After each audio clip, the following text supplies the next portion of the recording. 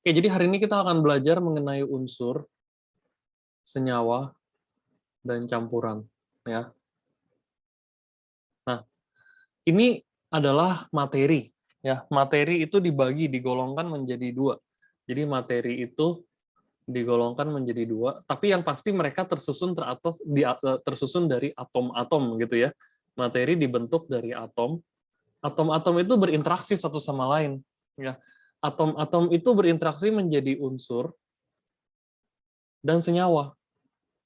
Nah, campurannya di mana? Sebenarnya campuran juga adalah atom sih, cuman dia kayak di partnya lain gitu ya. Jadi senyawa. Kok senyawa? Campuran. Oke. Nah, bedanya unsur sama senyawa apa? Gini. Jadi unsur sama senyawa itu bedanya adalah dia tersusun atas atom-atom yang sejenis. Nah, ini unsur ya. Atom-atom sejenis. Ini kita bisa sebut elemen ya, atau bahasa Inggrisnya elemen. Kalau senyawa ini compound. Ini atom-atom yang berbeda jenis. Oke. Atom-atom beda jenis. Sekarang campuran sebenarnya juga atom-atom yang berbeda jenis gitu. Tapi apa bedanya atom-atom yang berbeda jenis dengan gini, atom-atom yang bisa sama atau beda. Nah, maksudnya apa nih yang bisa sama atau beda? Begini, aku jelasin ya. Kalau atom yang di bawah yang dibagi dua, makanya aku pisahin kan. Ini ikatan kimia. Chemical bond namanya. Atau ikatan kimia ya. Aku tulisnya ikatan kimia. Tulisnya ikatan kimia. Jadi ikatan kimia itu ikatan yang terjadi pada elektron-elektronnya. Atau dia terikat secara kimia. Kalau ini ikatan fisika. Ya, ikatan fisika. Oke. Apa bedanya ikatan kimia dan fisika? Kalau ikatan fisika itu gampang dipisahin. Kalau ikatan kimia sulit sekali untuk dipisahkan. Nah, atom-atom sejenis contohnya apa? Oksigen, besi, gitu ya. Fe ya, Fe itu besi, terus aluminium, hidrogen. Kok bisa dua? Ada yang ada nggak dua, ada yang ada dua gitu. Nah, ini nanti kita akan pelajari di SMA. Ya. Terus ozon, O3, beda loh, oksigen, O2, ozon itu O3 gitu. Nah, terus macam-macam ya, ada banyak sekali sulfur, terus dan seterusnya ya, DST ya, nggak akan ada habisnya, banyak. Kalau senyawa, atom-atom yang berbeda jenis tapi terikat secara kimia, contohnya air, H2O. Air kan ikatan dari hidrogen, 2 atom hidrogen dan 1 atom oksigen. Terus apalagi karat, Fe2O3, garam, NaCl. Kamu bayangkan kalau Na dan Cl kamu pisah dari NaCl, NaCl kan ini garam dapur ya. Nah, kalau Na-nya kamu pisah, ini bentuknya namanya logam. Cl itu kalau gas klorin itu namanya gas. Jadi dia sifat ikatan kimia kita langsung tahu. Ikatan kimia itu adalah ikatan yang ketika dipisahkan unsurnya sifatnya langsung berbeda total. Senyawanya ya, menjadi atom-atomnya dia akan sifatnya berbeda total. Kayaknya kamu belum pelajari sampai situ, ya. Kalau udah tolong kasih tau aja ya. Dan banyak banget ini aluminium dioksida, aluminium oksida gitu ya. Terus apalagi sulfur dioksida, terus asam sama basa dan seterusnya ya. Asam, basa, garam, ya garam itu nggak harus NaCl tapi bisa macam-macam dan seterusnya dan seterusnya. Ya, itu namanya senyawa. Jadi unsur senyawa langsung ketahuan beda. Dia sama ikatan kimia, tapi dia berbeda dari pembentuknya. Kalau ini dibentuk oleh atom-atom sejenis, kalau senyawa atom-atom yang berbeda jenis. Nah, kalau campuran bedanya apa sama unsur senyawa? Bisa sama, bisa beda. Dia tidak terikat secara kimia. Ini kuncinya nih. Ya, ikatannya fisika. Artinya, dia bisa dipisahkan secara mudah. Jadi, separable istilahnya. Separable itu apa? Bisa dipisah secara fisika ya. Contohnya, susu. Udah langsung kasih contoh ya, susu tuh. Bisa kita pisahin, kalau susu kamu bikin terus kamu diemin sehari aja, 2 hari. Dia susunya akan mengendap ke bawah. Gitu ya. Contohnya lagi, udara. udara yang kita ada di sini nggak kelihatan ya, udara yang di lingkungan kalian itu campuran antara apa? Ada oksigen, ada karbon dioksida, ada kentut kalian, kalau misalnya kalian kentut misalnya gitu ya, ada bau mulutnya kalian, ada zat amoniaknya misalnya, atau ada apapun. Tapi mereka nggak terikat secara fisika. Yang kita hirup tetap bisa oksigen, gitu, yang kadarnya 20%, gitu. Udara itu campuran juga. Terus air garam, air laut, ya. Air laut itu campuran apa? Air dan garam, dan beberapa banyak pengotor lainnya, kayak misalnya kayu, ada apa lagi di dalam macam-macam. Kayu juga sama, campuran. Ada karbon, ada apa gitu ya. Nah, ini banyak macam ya, campuran itu jauh lebih banyak. Ini minyak ya, minyak apa? Minyak sereh ini misalnya, coba kalau kalian perhatiin, ini juga minyak doang bukan? Bukan, dia ada pewanginya yang bisa dipisah dan kita bisa tarik minyaknya doang begitu. Ya. Terus tanah, ya macam-macam lah yang kamu bisa ngomong, sebutin aja apa aja yang kamu lihat. Spidol misalnya, atau plastik. Plastik ini juga campuran nih, polimer. Nah, itu namanya campuran. Tapi di campuran itu kita bisa bagi-bagi lagi. Pokoknya kayaknya taruhnya salah deh. Harusnya taruh di sini. Campuran dibagi lagi soalnya nanti. Ya dia separable ya. Kalau ini physical separable. Kalau yang ini chemical. Bisa dipisahin tapi susah sekali. Hampir mustahil gitu ya. Nah, campuran ini dibagi lagi. Kok kasih bagian baru aja ya, nggak muat takutnya. Jadi ini teori dasarnya. Jadi ingatnya gitu, unsur itu kuncinya banget tuh. Unsur sejenis, senyawa berbeda jenis. Tapi mereka berdua terikat secara kimia. Tapi yang berikutnya ikatan fisika. Nah, sekarang kita fokus ke campuran. Campuran dibagi menjadi 3. Ya. Aku taruhnya di tengah kali ya. Ya, di tengah deh. Oke, aku tulis bikin mind mapping aja biar enak. Campuran dibagi secara garis besar adalah 2 bagian besar. Yang pertama campuran homogen. Yang berikutnya campuran heterogen. Oke, campuran homogen dibagi menjadi 2 lagi. Larutan, lalu koloid. Lalu heterogen cuma 1, suspens. Tunggu, salah. Homogen cuma 1. Homogen itu larutan atau solutions, ya. Kalau heterogen itu ada koloid dan suspensi, ya. Oh, berantakan. Bentar, posisi kita atur dulu agak sebelah kanan. Jadi enak ya belajarnya santai banget karena memang kalian lagi nggak terlalu banyak materi ya, sekolahnya juga lagi libur. Oke. Yang akan sangat banyak itu porsinya si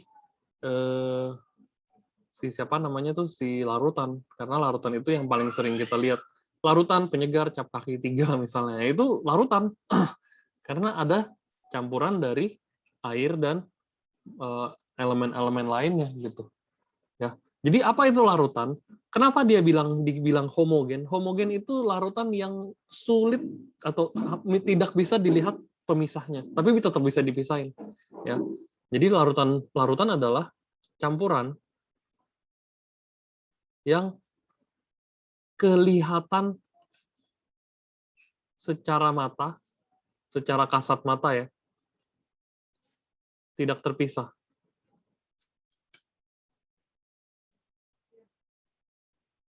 Kalau koloid dibilang homogen karena heterogen karena dia mudah terpisah gitu. Kelihatan terpisah, kelihatan pembeda.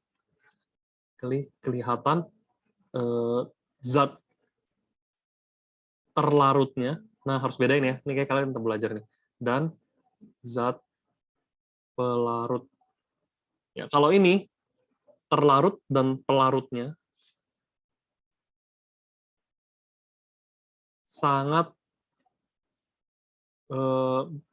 blend itu sangat bercampur ya, sangat atau tidak bisa dipisah atau tidak terlihat terpisah ya. Nah, tapi bisa dipisahkan secara fisika, ingat lagi gitu ya. Jadi campuran kelihatan kasat mata dan tidak terpisah. Secara kasat matanya tidak terpisah. Jadi campuran larutan dan pelarut dan terlarutnya itu apa namanya? Kayak nyampur aja. Contohnya, kalau kasih contoh langsung kalian kebayang soalnya. Kok juga susah kalau jelasin begini. Sirup. Air sama sirupnya kalau kamu aduk-aduk bisa kelihatan nggak mana air, mana sirup? Ayo.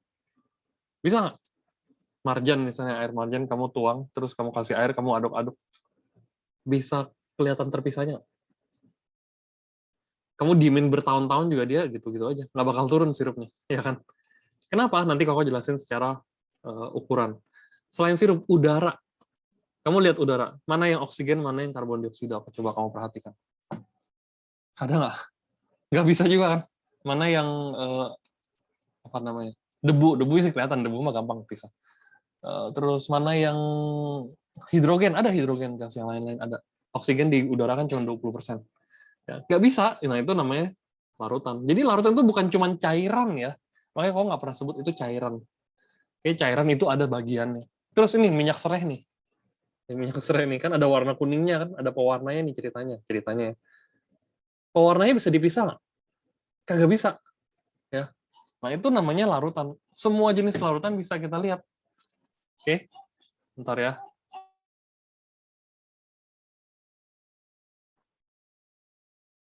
Oke, lanjut ya. Berarti kalau kita ngomongin tentang larutan, yang pasti terlarut dan pelarutnya kita tidak bisa lihat sama sekali pembedanya, nggak bisa dibedakan. Sedangkan kalau koloid adalah campuran yang terdispersi jika kena cahaya. Ya. Jadi maksudnya terdispersi apa? Nanti kau gambarin semua model-modelnya. Ini kan cuma kayak angka-angka doang, kata-kata doang yang kamu nggak bisa bayangin kan. Apa sih? Nggak jelas nih. Ya, nanti kita lihat. Kalau suspensi campuran yang bisa dilihat perbedaannya secara mudah. Ya, kalau ini yang koloid masih agak sulit ya, masih kelihatan ya. Susu bayangin ya, air sama susu kan awal-awal agak nggak kelihatan kan bedanya di mana kan. Ya, tapi lama-lama dia turun. Tapi kan lama. Kalau ini mudah, ini sulit, agak sulit. Kalau ini udah nggak bisa sama sekali yang si larutan ini, gitu ya. Nah, contohnya adalah susu kabut, ya kabut udara ya. Jadi nggak harus cairan ya, ingat ya. Nah, kalau yang suspensi ini contohnya, oh ini air laut nih, lupa nih, air laut. Sebutin aja semua, kamu coba bayangin, kan ini kita nggak bisa kasih semua detailnya, yang mana yang larutan koloid, mana yang suspensi. Semuanya soalnya bisa dibilang begitu. Air laut, air pasir nih ya. Air campur pasir, kamu aduk-aduk, udah paling bener lah, udah nggak usah dilihat, pasti kelihatan pasirnya yang mana kan. Terus campuran antara besi, bubuk besi ya, tahu ya serbuk besi ya. Serbuk besi dan air misalnya, ini aduk-aduk apapun lah yang nggak bisa digabung gitu ya. Terus air dan minyak juga kita sebut suspensi, air plus minyak ya, kebanyakan air sih, tapi yang kayak misalnya udara apa ya, suspensi yang udara kayaknya nggak ada kali ya. Oke, oh badai pasir misalnya, itu namanya suspensi ya, bener. Orang ada yang di kuliahan ada yang nanyain begitu, badai pasir tuh suspensi bukan? Iya suspensi, karena ada udara dan pasir yang bisa kelihatan beda gitu, bisa dipisah secara gampang. Oke, nah tingkat pemisahannya makin ke kanan makin mudah ya. Tingkat pemisahan campuran ya antara larutan dan terlarut ya. Oke. Jadi makin ke kanan makin mudah dipisah. Makin mudah dipisah ya. Nah, sekarang pertanyaannya gini, pemisahan campuran itu apa sih? Nah, gitu ya. Apa itu pemisahan campuran? Aku mau tulis di sini. Muat sih kayaknya. Oke. Pemisahan campuran adalah proses. Bukan proses pemisahan ya, masa pemisahan sama dengan pemisahan. Proses pengelompokan antara terlarut, zat terlarut ya, zat terlarut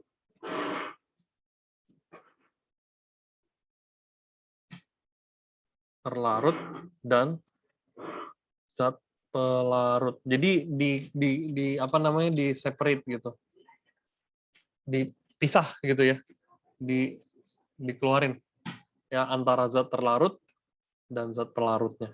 Jadi kedua zat ini dikelompokin gitu sehingga terpisah. Jadi kita bisa pisah. Misalnya air sama minyak dipisahin gimana ya, dituang pelan-pelan gitu.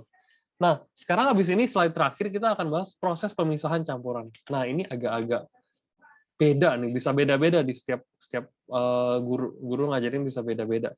Ya, tapi tetap aja kau harus jelaskan proses pemisahan campuran.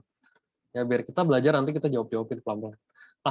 Langsung bisa deh. Pokoknya lihat deh. Nanti penjelasan Koko yang udah Koko jelasin, kamu bisa langsung ikutin dengan gampang. Ya. Pemisahan campuran. Atau yang kita sebut dengan separating mixture.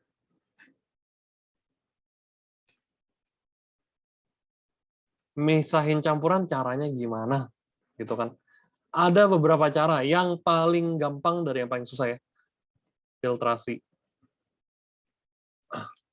R-nya kok nggak kelihatan. Filtrasi. Atau penyaringan. Gampang aja. Yang kedua, penguapan. Atau apa namanya? Kondensasi sama pengemburan. Betul. Bukan bahasa Inggris ya, bahasa tekniknya. Penguapan itu evaporasi, ya, di-evaporate, diuapkan. Yang ketiga, destilasi, bertingkat. Destilasi itu dia campuran dari penguapan dan pengembunan. Waduh, ini kayaknya apa-apaan nih. Yang keempat,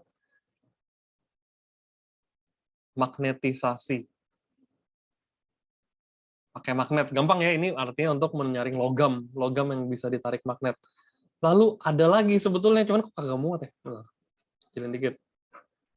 Yang kelima adalah kromatografi. Dan yang terakhir,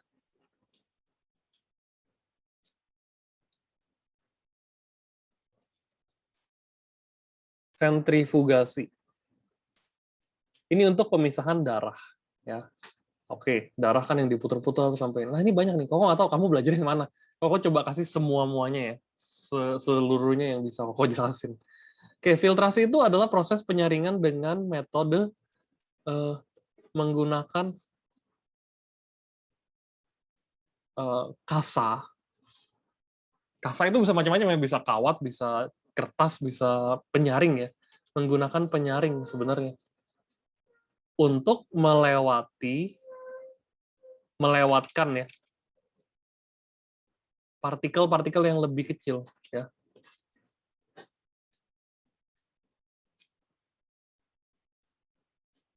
Ya contohnya apa? Kamu misalnya pernah belajar gak nih? Kalau enggak kalian lihat mama atau nenek atau siapa yang lagi suka masak gitu ya. Dia tepung ditaruh di atas filter terus diayak-ayak gitu. Keluar semua kan. Sisanya yang kotor-kotor di atas. Itu namanya difiltrasi. Atau ada yang lebih keren, ada yang lebih bilang lagi filtrasi dan pengayakan itu mirip. Ya, pengayakan.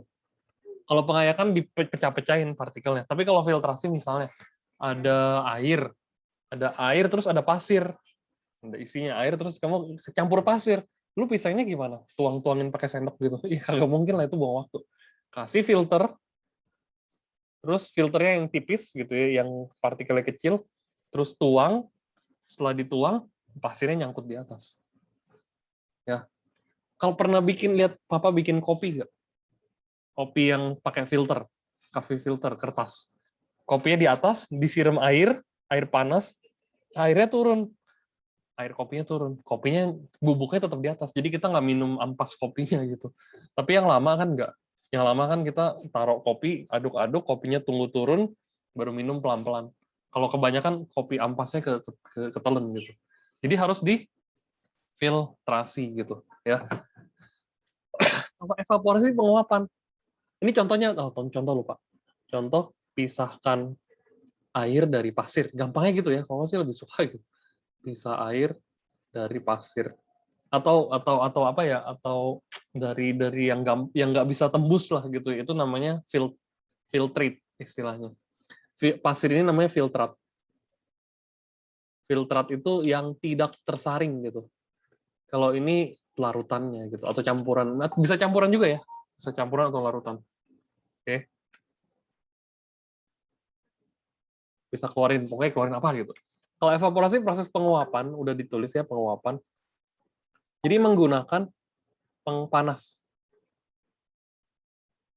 Heat, panas atau heat ya. Untuk menguapkan zat yang tidak penting. Nah, ini dia. Nanti kau jelasin, apa bedanya evaporasi sama destilasi. Zat yang tidak diinginkan. Ini nanti semua catatan kakak kirim, nanti kalian print aja. Ini kan warnanya hitam juga, dan gelap kan. Contohnya, apa? Ayo. Ternak pasir, atau panen pasir. Kok ternak? Ternak mah binatang. Panen pasir. Jadi orang-orang yang ada di laut, yang di pinggir pantai gitu ya, coba ya, panen pasir, proses pengambilan pasir, penambangan pasir. Dia pakai gini,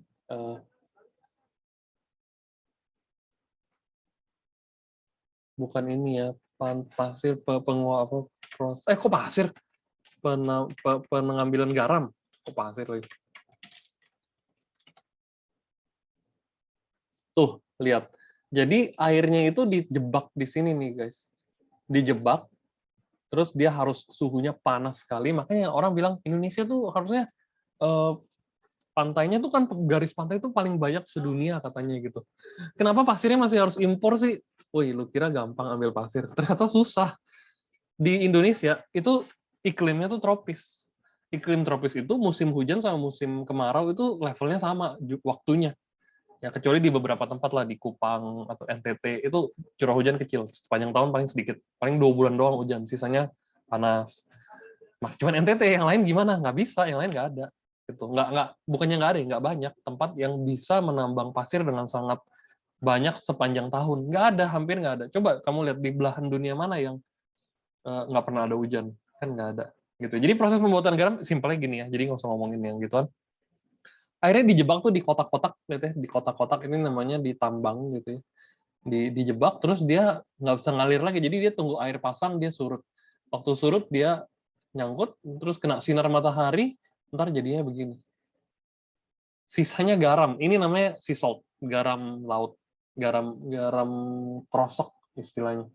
Jadi garam krosok itu garam yang belum diapa-apain. Baru cuman garam dari laut lah gitu. Nah, dari garam dari laut ini diapain?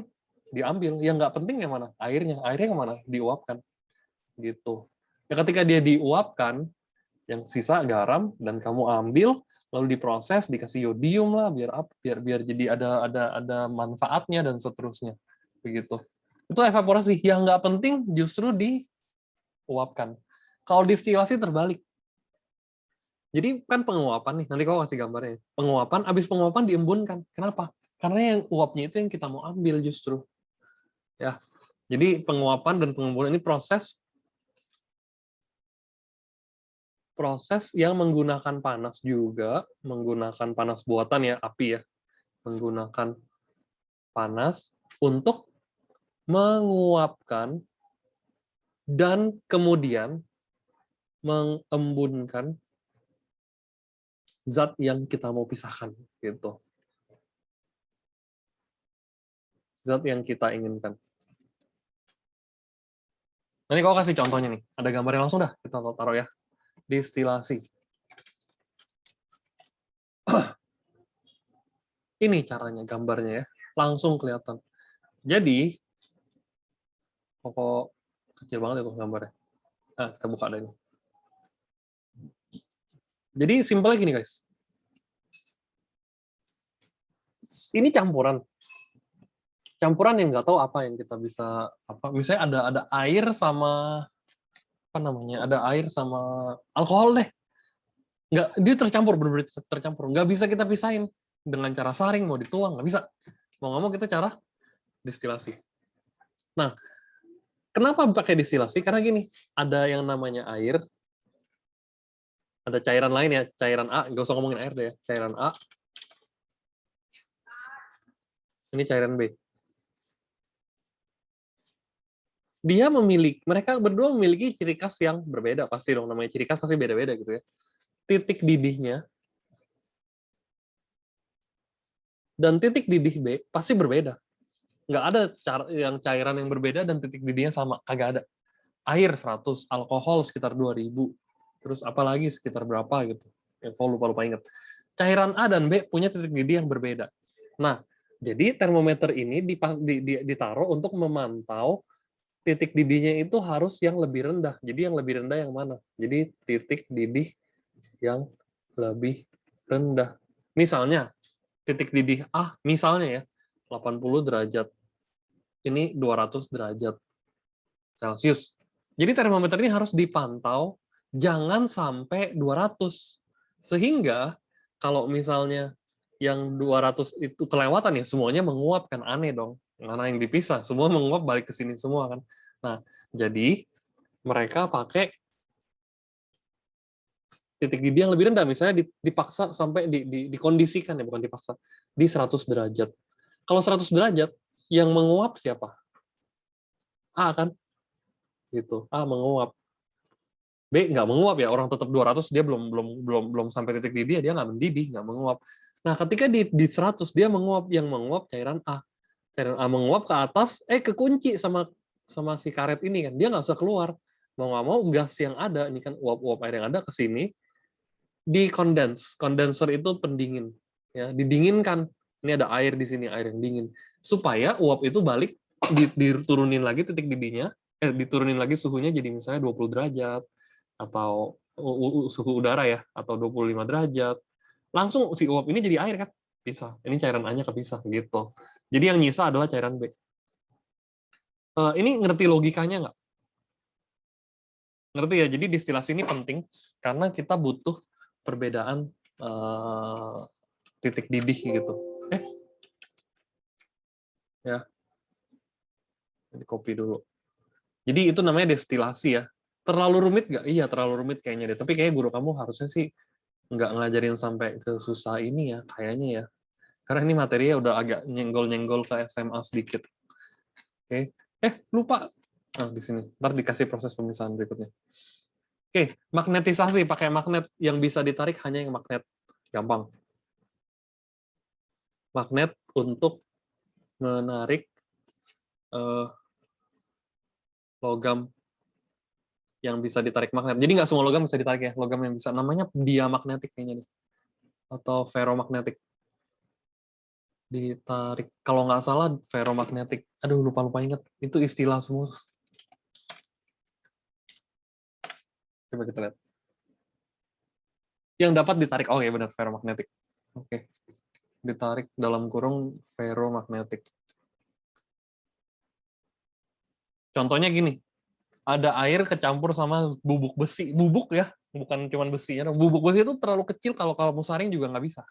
Ikutan kesaring juga si bubuknya. Nah, pakai magnet dikumpulin, di kelompok-kelompokin gitu. Kalau kromatografi, proses pemisahan warna.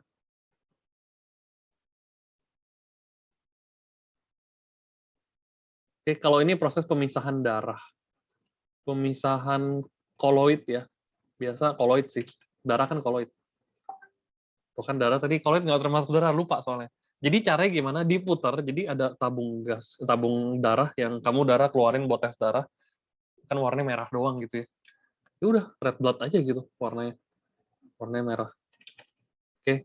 Terus sebenarnya warna darah ini tuh, darah itu terdiri dari banyak macam. Ada sel darah merah, sel darah putih, platelets-nya. keping darah, terus ada yang kuning-kuningnya yang kalau kamu luka itu ditutup ada kuning-kuningnya nanahnya gitu. Yang kalau didiemin jadi putih gitu.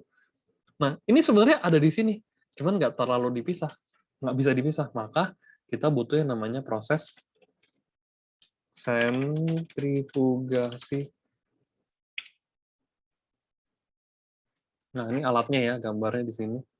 Kita coba lihat videonya lah ya. Diputar ya kan, taruh di satu alat, dia diputar, sentrifugasi klasik. Coba ya.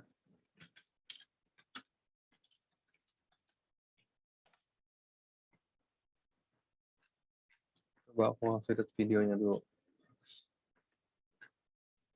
Jadi dia ada yang kelihatan keluar sih.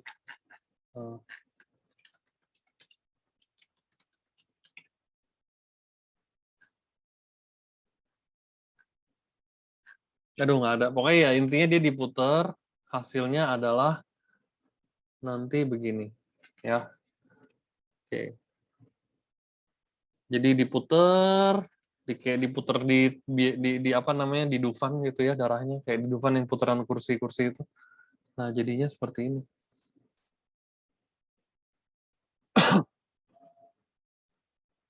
Tuh ya. Jadi darah yang benar-benar yang di atas itu yang benar-benar udah yang paling enteng. Itu ada red blood cells atau darah merah, ada white blood cells, ada plasma darah atau platelets atau apa plasmanya yang warna putih-putih yang bening-bening itu. Ya. Ini kok kirimin. Oke, Koko harus kasih gambarnya di sini. Biar enak aja, ada bayangan ya. Biar kalian bisa belajar juga nih. Ini berlebihan nggak ngajarnya? Atau nggak sampai sini gurunya? Kalau nggak sampai sini ya nggak apa-apa ya, kita dapat materi lain juga ya buat nambah. Udah, selesai. Campurannya selesai. Oke, kita coba lihat soalnya sekarang. Lihat ya. Zat tunggal yang tidak bisa dibuat sederhana lagi siapa? Unsur. Selesai. Ya, Koko tebelin aja. Nanti kok kirimin juga ini filenya. Unsur. Oke. Bold dan underline. Oke. Sifat unsur logam mengkilap apabila digosok betul. Tidak dapat ditempa ya enggak lah. Ditempa bisa dibikin pedang, bisa dibikin apa gitu. Bisa lah. Aneh. Pada umumnya berwujud padat pada suhu kamar betul kecuali raksa ya. Ini U aja underline. Udah underline aja deh. Underline. Ini juga unsur boldnya kita buang aja. Tidak dapat menghantarkan ya nggak bisa. 1 dan 3 berarti ini jawabannya ya. Oh, kasih warna merah deh ya biar lebih enak. Jadi ini yang benar ya. Tunggu. Kok kayak merasa jelek sih tulisannya. Sorry. Yang merah yang dibetulin, yang merah yang benar ya gitu ya. Ini kok kasih tambahan kecuali raksa. Raksa kan cair, benar nggak? Termometer. Oke. Nggak suka lihat. Nah ini, biar lebih PW aja lihat. Oke, 1 dan 3. Sifat unsur bukan logam. Yang bukan logam umumnya tidak mengkilap, iya betul. Tidak dapat menghantar ke panas, betul. Buset, isolator apa? Isolator kali ini. Itu guru kamu salah. Dapat ditempa bukan ya? Dapat ditempa kan logam. Ini kan yang bukan logam. Hati-hati kata-katanya harus dimainin. Isolator iya. Isolator artinya tidak bisa menghantarkan panas. Ya, sama ya. Ini 4 dan 4 ini sama. Atau lawannya isolator apa? Konduktor. Berarti 1, 3 dan 4. Kalau yang masih bisa dibetulin, betulin ya. Contoh unsur logam, emas logam, yes, betul. Oksigen ya udah siapa lah oksigen. Tembaga iya, belerang tidak, aluminium iya. Jadi 1, 3, 5. Ini harus jago-jago hafal sih. Ya. Non logam yang bukan logam ya udah lawannya dia, nitrogen, oksigen, belerang. 1, 3, 6. Ya cuma 4 dan 5 tuh selevel deh soalnya. Soalnya sama persis. Ya. Metaloid semi logam yang ada di antara logam atau bukan. Besi ya, bukan lah ya. Belerang bukan. Lupa ya. Lupa antara A atau B ini. Besi kan logam. Belerang bukan logam, nggak mungkin. Berarti udah antara ini. Fosfor bukan logam, ya udah boron dan germanium. Ya. Fosfor itu kan pembentuk tulang. Tulang masa logam? Yang membentuk logam di tulang itu cuman kalsium. Ya. Sama zat besi. Begitu. Lambang hidrogen ada yang tahu nggak? HHE, HG, HA. Ayo. Ini kita harus pakai tabel periodik. Kok nggak ajarin tadi. Oke. Nih. Oh, kasih lihat ya. Yang mana yang enak ya? Nah, ini dia. Ini yang biasa kamu pakai di sekolah. Oke. Yang, bukan. Ini aja. Ini lebih enak. Nah, ini dia. Oke, coba kamu perhatikan deh. Ini tabel periodik. Open image in new tab. Oke, lanjut. Kita lihat di sini. Nah, yang bentuk tangga ini, ya tangga ini, yang biru-biru ini namanya metaloid. Ya, semi metal tuh, ada jelasan ya. Oh, kasih aja ke WA kalian. Ke sini dah.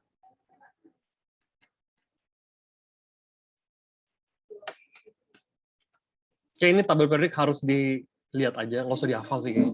Nih, germanium, arsenik ini, antimon ini yang di sini SB. Ya, ini yang biru-biru ini semi metal atau metaloid, yang sebelah kiri non metal, yang sebelah kiri logam, yang sebelah kanan non logam, yang hijau ya, yang si oranye, hijau tua sama biru itu non logam. Jadi logam tuh lebih banyak kalau kamu perhatikan karena unsur pembentuk. Kenapa? Ini kan yang ditemukan oleh manusia di bumi kan. Di bumi itu logam paling banyak. Pembentuk unsur bumi itu besi yang paling banyak ternyata. Fe, dan dia paling variatif. Tapi kalau udara, pembentuk udara ya kebanyakan logam pasti gitu ya. Oke, kita lanjutkan. Hidrogen H berarti ya. Aluminium Al, ini L ya? Kok L-nya kayak aneh sih?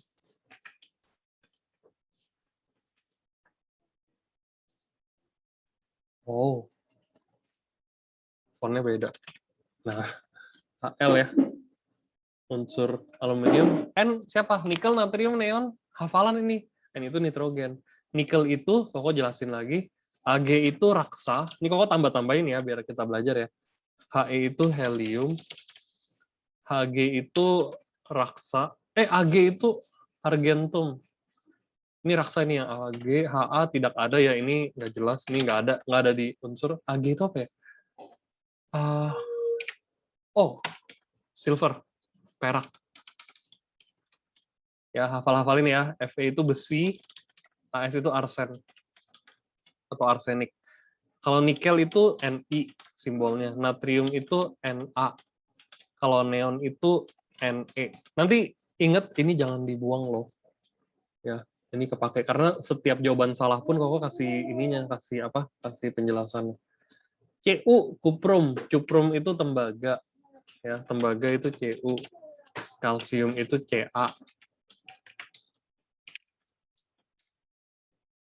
Terus klorin itu Cl. Mirip-mirip loh. Karbon itu C. Nah, ini kalsium, Cu berarti tembaga ya, kuprum. Bahasa Latin. Latin atau Latin. Senyawa adalah zat tunggal yang tidak dapat menjadi zat lain dengan reaksi kimia biasa. Ya udah ini. Ya, benar kan? Yang paling benar apa lagi? Zat tunggal satu jenis ini namanya apa?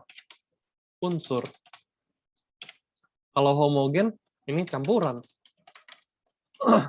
Kalau zat tunggal secara kimia dapat diuraikan menjadi sederhana di sorry.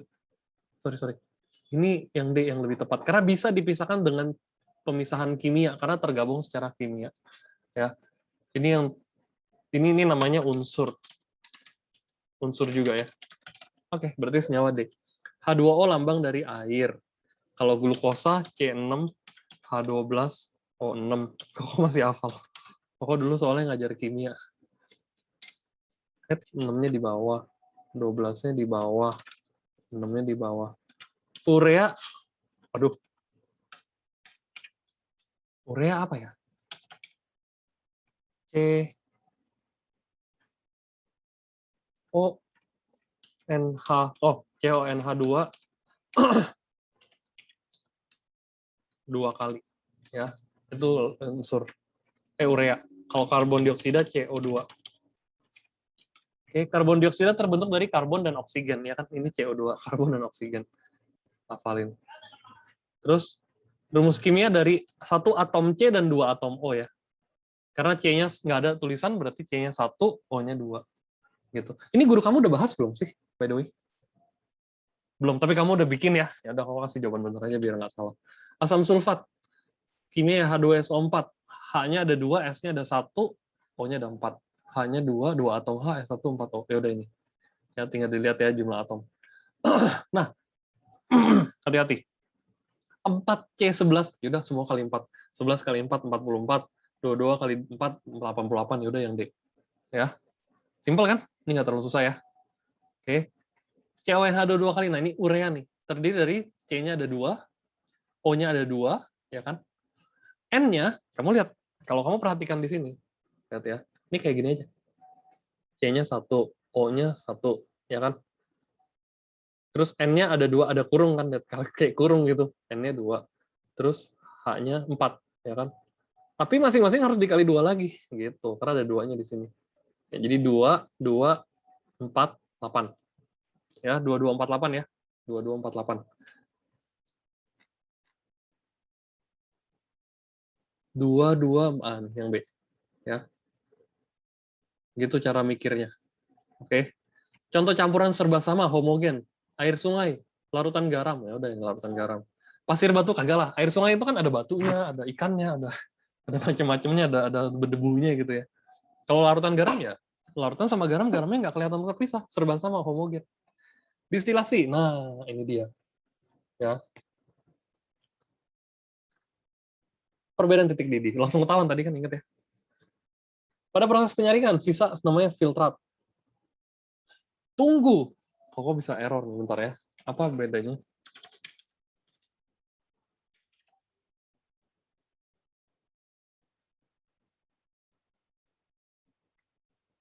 Dalam kimia residu, oh, tuh kan salah kan.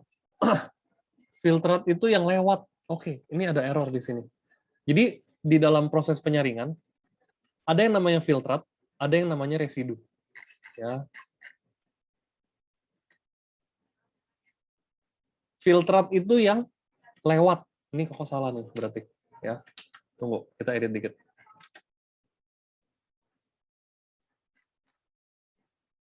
Ini yang pasir ini namanya residu. Ya. Diedit sedikit ya. Ini cairannya adalah filtrat. Oke. Ini residu. Ini filtrat. Oke, sorry. Yang residu yang nyisa, yang enggak, yang itu yang sampah, residu itu sampah, filtrat yang lewat. Oke, sorry ya. Error tadi. Berarti untung ada soalnya. Sisanya namanya residu. Yang tidak kepakai, filtrat yang lewat. Contoh filtrasi. Ini ya. Karena pembuatan garam, evaporasi, penguapan, pemisahan, ini filtrat yang lewat ya, yang lewat. Pemisahan warna pada tinta kromatografi. Oh, singkat aja karena takut kepotong nanti.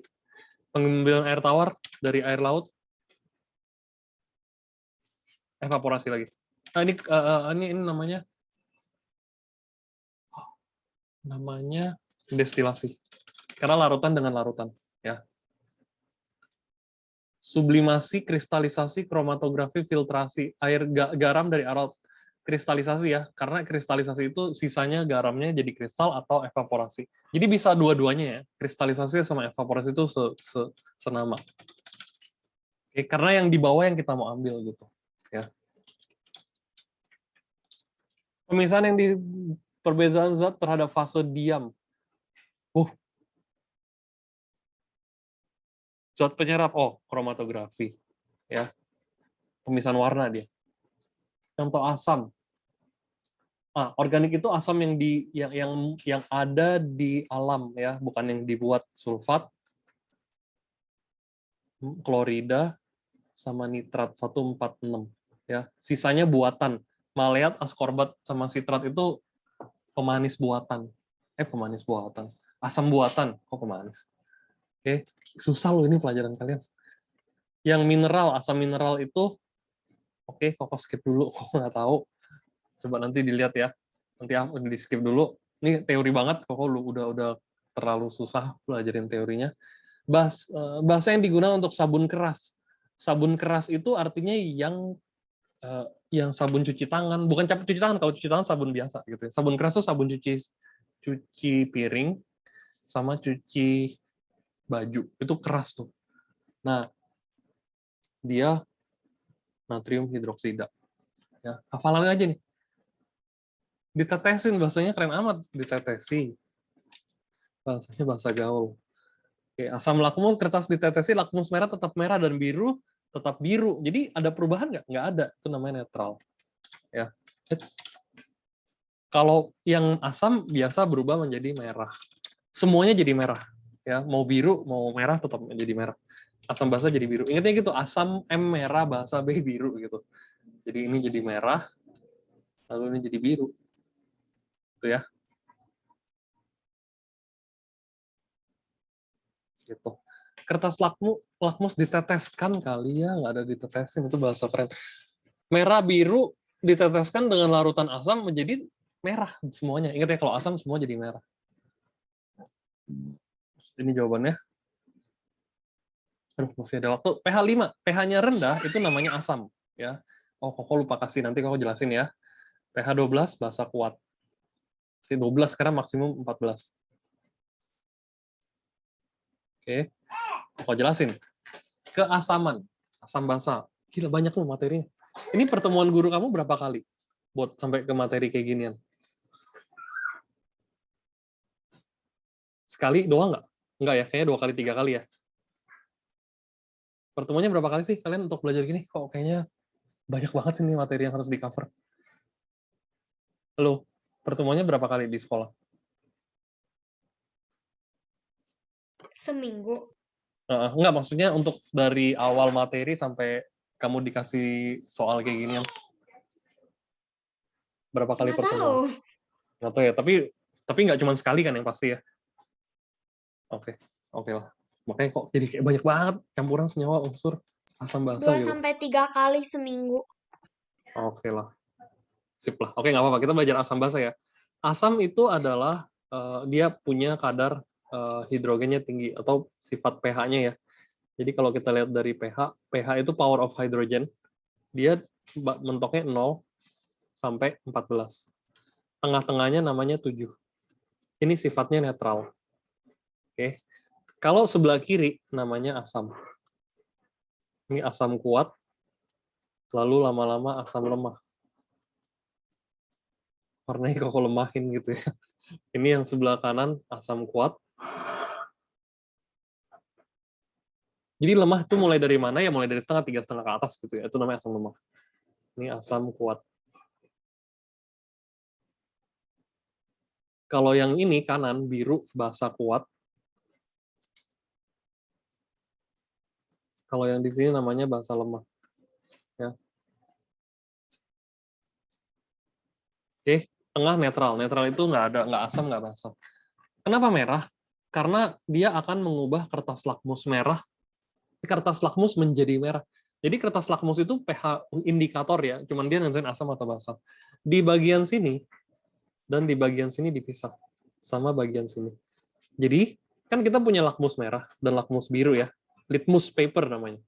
Lakmus biru, terus ini lakmus merah. Ada 2 macam kertas gitu. Kamu udah dikasih lihat belum bentuknya? Kayak kertas biasanya dicelupin aja gitu, dia warnanya berubah langsung. Oke. Untuk si asam sama netral gitu ya. Ini asam. Dia lakmus biru akan berubah menjadi merah. Ini tetap merah lah pasti ya, nggak berubah kok. Merah jadi makin merah, nggak ada makin merah ya. Merahnya tetap merah. Gitu. Kalau yang di sebelah kanan basa kuat, biru tetap biru, nggak ada perubahan. Merah menjadi biru. Gitu. Jadi gampang kalau lihat basa pasti jadi biru semuanya. Kalau lihat asam pasti jadi merah semua. Kalau si netral, lakmus merah tetap merah, lakmus biru tetap biru gitu. Jadi dia tidak ada perubahan. Itu namanya netral. Lihat ya, enak ya lihat kayak gini lebih gampang daripada dijelasin kata-kata gitu. Oke.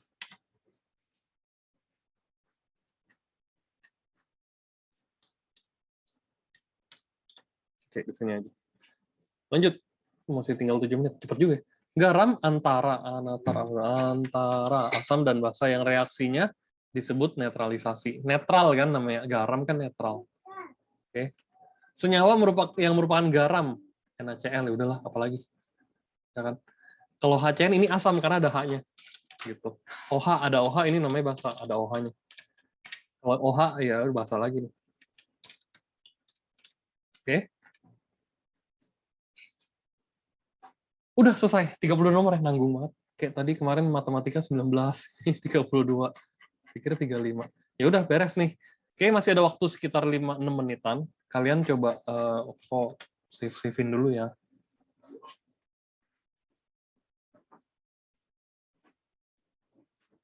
Jawabannya dimerahin dan dikasih pelengkap ya.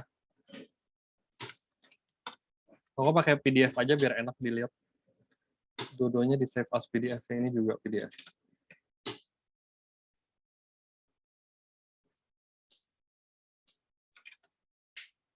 Oh, not responding. Oh, nggak bisa. Ini apa? Unsur senyawa campuran ya.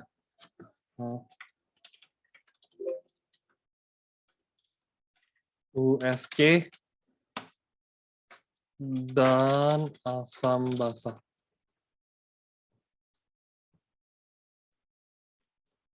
Oke, stop recording.